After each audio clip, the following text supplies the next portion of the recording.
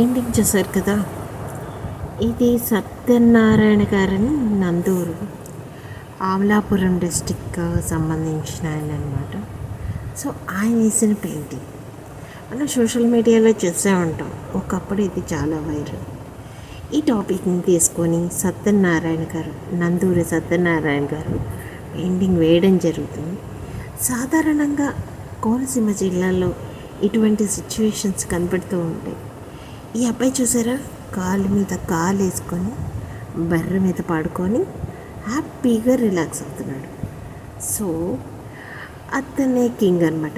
కాలు మీద కాలు వేసుకొని దర్జాగా పైకి చూసుకుంటూ పాట పాడుకుంటూ విజిల్స్ వేసుకుంటూ ఆ పచ్చని పొలాల్లో అలా పడుకొని సేద తీరుతున్నాడు. ఆ బర్రె కిందన్న ఆకుల్ని తినుకుంటూ అతన్ని మోయలేక అడుగులో అడుగు వేసుకుంటూ తన యజమాని కింద పడిపోకుండా కాపాడుకుంటూ అలా చూస్తుందన్నమాట. సో ఇక్కడ ఇతనికి ఈ పాటకి ఏం సంబంధం అనుకున్నారు? మనకు తెలుసు, కోనసీమ జిల్లాలో అందాలు, ఆ చుట్టుపక్కల ఉన్న పచ్చని పసిరిక, అలాగే గోదావరి నీళ్ళు, కొబ్బరి నీళ్ళు అంతా తీయగా ఉంటాయి.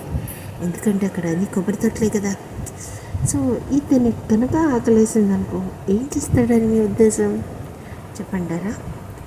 ఆయన మూటలో ఉన్న సద్ది అన్నం విప్పి కారం కలుపుకొని పక్కనే ఉన్న చెరువులో ఓ 4 చేపలు పట్టుకొని అక్కడ ఉన్నంత గడ్డినంతా పోగు చేసి మంట వేసి దాంట్లో కాల్చుకొని ఆ సద్దన్నంలో తింటూ ఉంటే ఉంటుందండి అప్పప్ప. బిర్యానీ, బావచ్చి బిర్యానీ కూడా వేస్ట్ అనమాట. బాగా ఆకలిగా ఉంటారు, గబగబా 4 ముద్దలు ఆ చేపలు నంచుకొని తినేస్తుంది. ఎంత టేస్ట్గా ఉంటుందో కదా. సో మీరు ఇప్పుడు ట్రై చేశారా? ట్రై చేయండి. గోదావరి జిల్లా వెళ్ళండి, అమలాపురాన్ని ఖచ్చితంగా విజిట్ చేయండి. ఇటువంటి సిచ్యువేషన్స్ చాలా ఉంటాయి. Enjoy your self.